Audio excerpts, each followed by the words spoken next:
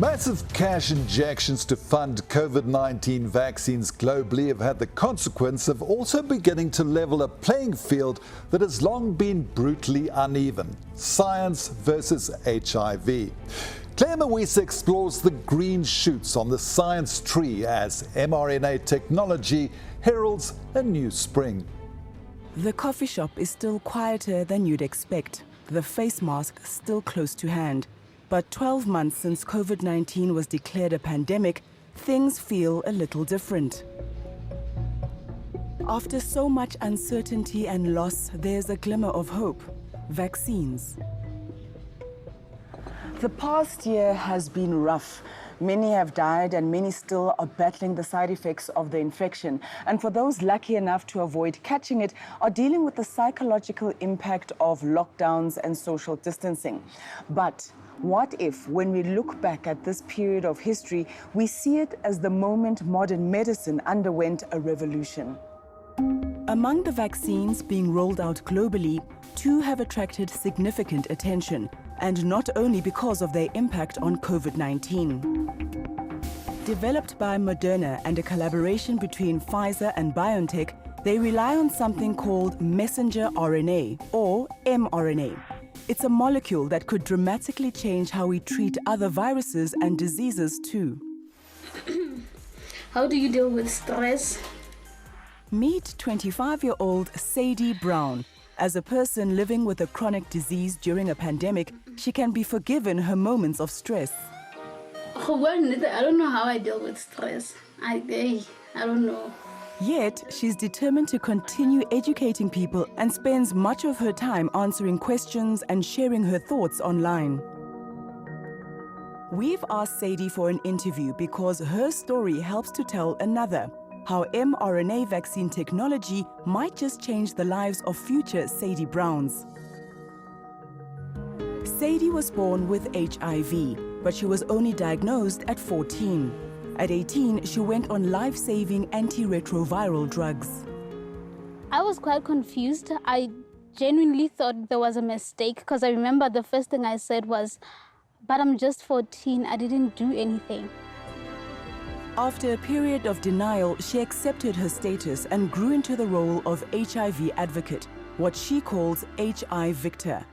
And yet, you can't escape the inevitable sorrow in Sadie's story. In as much as I am so vocal about my HIV status, I am a human being too. Had there been a cure for HIV, I literally would not even be here sitting with you speaking about HIV, because it would have just been that illness that I contracted and it was cured of. The journey of living with HIV is not as easy sometimes as we make it out to be. HIV is treatable and even preventable thanks to a daily pill known as pre-exposure prophylaxis. But it remains incurable and there's no vaccine. I've come to the antiviral gene therapy research unit at Wits University to find out why and how that might one day no longer be the case, not only for HIV, but other viruses and diseases. Professor Patrick Arbuthnot heads up a crack team researching how genes can be utilized to treat or prevent viral diseases like hepatitis B, a virus that attacks the liver. Like many in their field, they've also turned their attention to COVID-19. We've asked the professor to help demystify the technology behind mRNA vaccines. What happens normally in a cell, in your cells or my cells, is that the DNA, which is our genetic makeup, sends a message through the messenger RNA, and that's why it's called messenger RNA. And that messenger RNA then gets translated into a protein. It's complex science, but where there's a lab, there's usually a whiteboard. That's the SARS-CoV-2 virus with its infamous thorns or spike proteins. Like the professor said, mRNA molecules contain genetic instructions for making proteins. Think of them as a kind of instruction booklet. These proteins are vital for the body to function properly. mRNA vaccines deliver synthetic or artificial mRNA into cells, instructing them to make only the spike part of the virus. The immune system identifies them as foreign invaders and kicks into gear. If a vaccinated person is later exposed to SARS-CoV-2, the immune system now recognizes the spike and produces antibodies to try and neutralize them.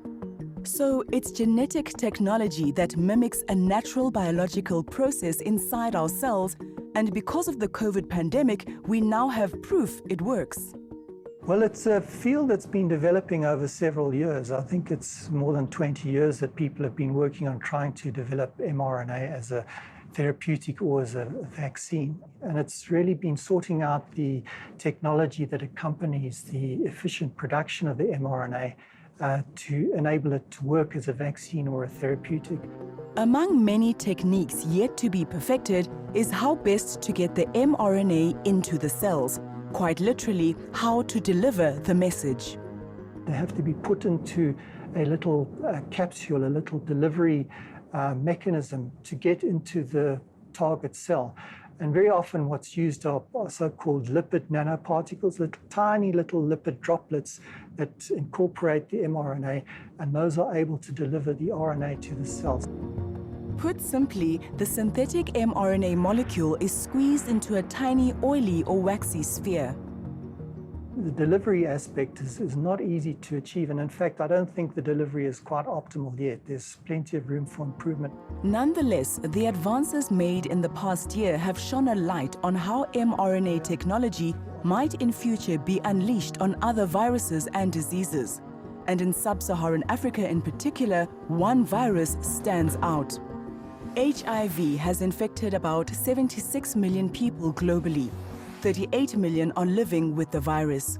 More than 30 million have died. Staggering stats, yet despite several candidates undergoing various levels of testing, a vaccine remains elusive. So this virus is, it is stealthy. It truly is extraordinary. Professor Linda Gale Becker is director at the Desmond Tutu HIV Center. When we try to design a vaccine, we go for something on the surface or some aspect of the pathogen, which we know will really stir up our immune systems. Now, what HIV does is it disguises those very immunogenic components. It hides it with sugar. So our immune systems are kind of blind to sugar.